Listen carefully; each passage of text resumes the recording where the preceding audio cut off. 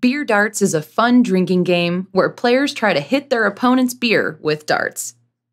Beer darts can be played one-on-one or with two teams of 2 people. Players sit facing each other, 10 feet or 3 meters apart. For teams, players sit on the same side as their teammate, 3 feet or 1 meter apart from each other. Each player starts with a piece of cardboard in front of them to protect their legs and an unopened beer can on the ground in front of it.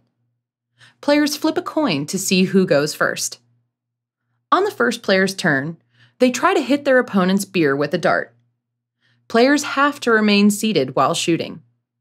If a player punctures their opponent's beer, their opponent has to drink the entire thing and then replace it with a new one. If a player misses, the other player or team goes next. The game continues until one player or team finishes 3 beers. Whoever finishes 3 beers first loses.